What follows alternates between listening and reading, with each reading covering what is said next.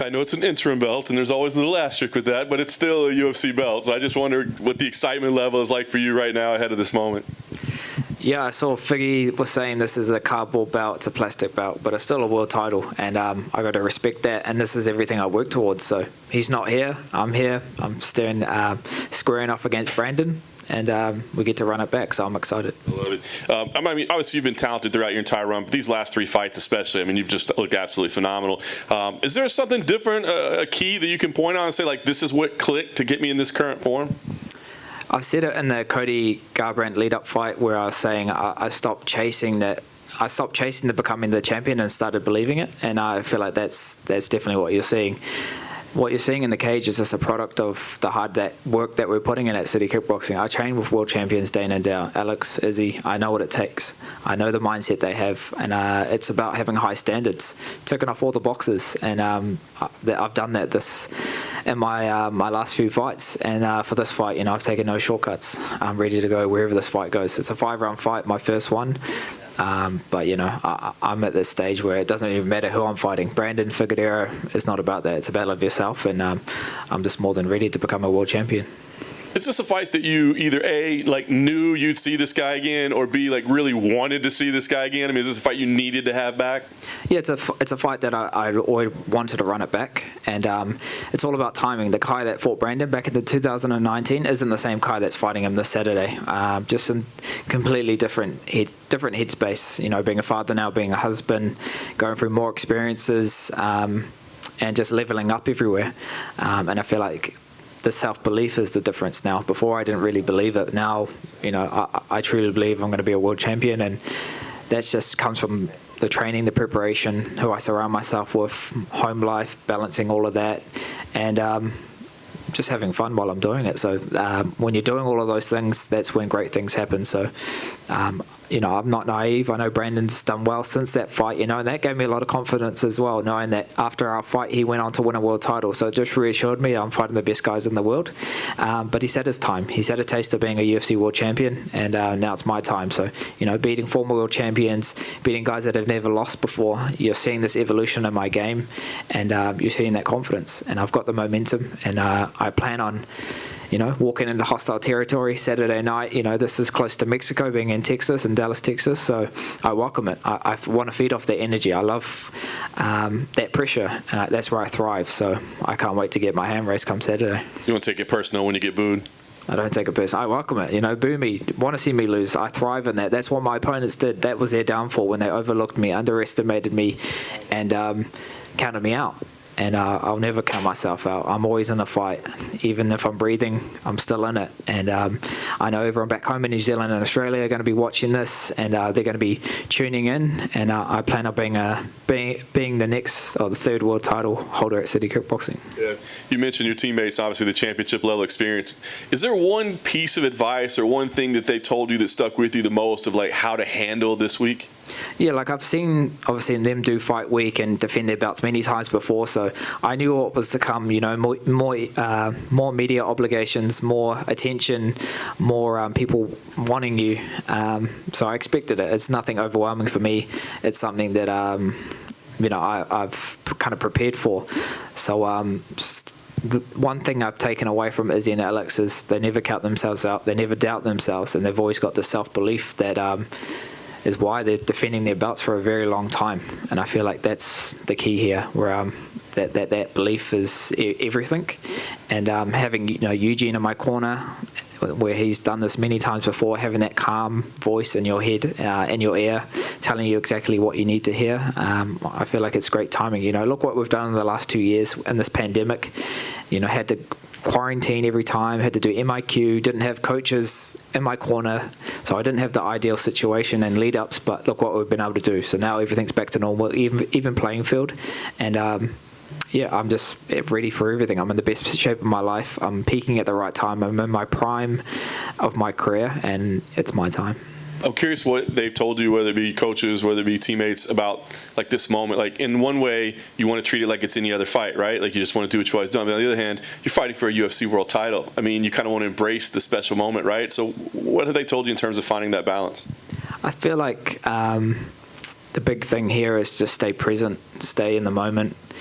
soak everything in, enjoy the process. Don't let it just don't just try to get through it, just enjoy it. And that's when you're at your best, when you're actually having fun and you're not looking at the end result. You're just looking what's in front of you and taking it as that. So you're seeing that in my fights where I'm a lot more composed. I'm a lot more, I guess, zen. And in the moment, I see everything happening. Everything's kind of in slow-mo in my head. And that's just the evolution that I've come from in the sport, through the highs and lows, ups and downs. But we keep turning up, and here we are now, a few days out from fighting for a world title. Love it. Last thing for me, obviously, you clearly can't look past this weekend, but you win the title. Does it immediately become important that you do see Devison next, or is it like, hey, if he still wants to hang out on the sidelines, I'll just keep defending this cardboard belt, Well, he's going to be there Saturday night, so he can sit back, enjoy, eat his popcorn, hopefully not put on too much weight, because once I get past Brandon, I'd love to square off against him. I know it's going to happen. I know... Well, he's injured at the moment, but I'd love to do it on my side of the world in Australia or New Zealand. I know Alex is pushing for a fight there, and I'd love to share a card with my teammates and do it in front of my friends and family. The last few years we've had to travel and do it in hostile territory, so obviously not looking past Brandon, but that's how I see things happening. So figured Eric can wait, even though this is a cardboard or plastic belt, it's still a world title, and he's not here. He didn't turn up, and you could just sit back and enjoy the show. Over here, we just had Anthony Smith in here, and he was saying that he doesn't quite understand when fighters say they have to change their camp to prepare for a 5-round fight rather than 3 rounds, because it's not like their lungs are getting any bigger or stuff like that. So I'm curious if you're in the same mindset, or if you actually did change up this camp to prepare for a 5-rounder. No, so what we do at City Kickboxing, Eugene's already come up with a system to prepare us for 5-round fights already. And he told me this before I started my camp. So when I was in my camp, I was like, so do you want me to do extra hills, extra sprints, extra conditioning? And he's like, our system is actually set up for you to fight for world titles. So that's the kind of caliber of team that I have around me that have already been preparing me for years of what was to come. So now that we're here, we haven't really changed any system. We haven't had to go to any new camp, haven't brought in any new coaches. We've had Alex come over, which is awesome, and feeding off their energy. So there's something special that's happening at the gym at City Kickboxing, and just being there. And I didn't go to Vegas. I could have gone, but I wanted to put my best foot forward, and I didn't go over and support Alex and Izzy in their fights because I've got my own title to win. I've got my own belt to win. So I got to respect that. And now we're here fight week, full confidence, not having to play catch up. My weight's good, mentally, emotionally, physically, peaking it all at the right time. So I'm just focused, dialed in, and ready to win a world title. Well, on the flip side of that, saying you didn't change anything at camp, Brandon has changed his camp completely. Now he's in Kansas City. Are you expecting a different fighter, or is it like something like Tyson Fury once said, where during the fight you always just kind of fall back into what got you to the dance to begin with? Yeah, he can change up his camps and get new looks and new coaches. I just wanted to bring his best version. I feel like I was a bit disrespected in the Cody Garbrandt fight when people were saying, look how washed up Cody looks. Anyone can beat him, but it's because I made it look that easy. Every target, every shot that I landed was on the target. Everything that I did in that fight was picture perfect. And when you really break down what I did in that fight, then you can actually appreciate it. So come Saturday night, I'm going to show that I'm on another level. I'm going to show that it doesn't matter if you're training at a new camp, you can bring in whoever you want. It doesn't even matter who I'm fighting. I just believe that I'm going to be the best. I believe I'm going to be a world champion, and that's just how confident I am. Hey, Kai. Yep. Back in the first fight, kind of in the later rounds, Brandon really started feeling himself. He was kind of flexing and doing a little bit of yelling. Do you remember that part? And did that kind of get under your skin at all? Yeah, I feel like I'm not making any excuses. That fight, the weight cut was an issue for me. So my legs weren't there in that fight, and I feel like when he was doing all of that, I wanted to fire back and push more, but my body just wasn't reacting like it usually would be. So, like I said, I'm a different guy since then. And if he wants to do that, this fight, stick his tongue out, get all the antics, all the stuff that doesn't actually matter. I'll be pointing to the ground and saying, "Let's swing." I'm not moving. I'm not taking a back step. And this is the people's main event. I feel like people are really sleeping on this fight that don't really watch the flyweights, but we're in this co-main event for a reason. We both come to fight, and I feel like it's going to be a dogfight. So if this goes 5 rounds, a bloody back and forth war, I'm ready to take it there. So, yeah, I feel like you can't really go back on that fight and say it's going to be the same, because it's not. We're not on the same level, and he's gone on to win the belt, so he's got that confidence. He's had a taste of gold, and where I'm at in my career, it's all about momentum, and I'm on a 3-fight win streak, beating guys that are best in the world, and that's what I'm going to show on Saturday night. Kai over here. Pantoja's been making a lot of noise, wanting an interim title fight. He's beat both you and Moreno in a tough house before. What do you make of his campaign to get a title shot? Pantoja, yeah, he's definitely, I guess, one of the top guys in this division. But his downfall is you can't wait to get a title shot. You got to go out there and show why you deserve it, and that's what I did. No one wanted to fight Askar Askarov. Ask everyone in that top 5. Everyone was avoiding that fight. After the Cody fight, they asked me, "What do you want to do?" I said, I want to fight someone in that top 5. I'm not going to sit around and just wait on a win. That's not going to do anything. That Cody wasn't ranked. I have to beat someone in this top 5, and they gave me the toughest matchup. Someone that stylistically is the worst matchup. Someone that should have won, and that fueled my fire. I was in there to prove a point and show how far I've come, and that's what I did. I went out there and showed why I'm the next contender. My actions are my loudest voice, not my talking. So that's why I'm in the position I'm in. I've earned this. I've put myself in this position. I haven't just waited and conveniently got this spot. It's come from hard work. So that's the difference. Maybe Pantoja should take some notes.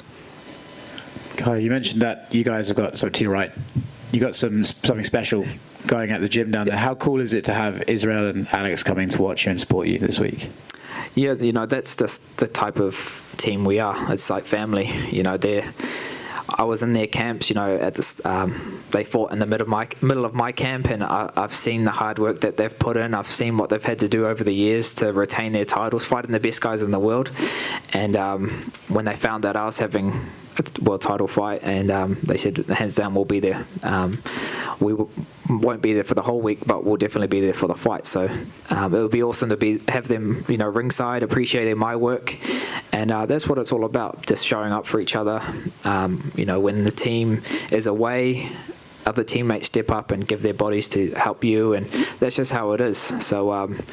We're the best gym in the world, City Kickboxing, coached by Eugene Behrman, and we're about to get a 3rd world title. And if you look at the work that you guys have done, Israel and Alex especially, do you think it's about time that you guys are able to demand, okay, look, we had to go through all this to fight during COVID, we had to come to all these places, now it's time that collectively as a team we are able to demand you guys come down here? Oh, definitely. Look at this wave that the Anzacs are having right now. Not just our gym at City Kickboxing, but Tai Tuivasa, Jake Matthews, Josh Kulabau, Jamie Malaki. All these guys are putting on absolute clinics in their fights. And it's about time the UFC come back down and reward everyone for what they're doing and give the people what they want to see. We really miss it back there. And it would really pick everyone up and gives them something to be look forward to. So, yeah, we definitely want an event back in New Zealand or Australia. Marvel Stadium can fit 60,000. Imagine Izzy headlining, Alex headlining, and then me headlining, with like all 3 of us headlining that card at Marvel Stadium. We could pack it out straight away. It would just be a sellout, and it'd be awesome to bring that first event back like that for Big Splash. So it's definitely a movement right now. It's something I've been saying for years, but now I'm actually believing it. So that's the difference.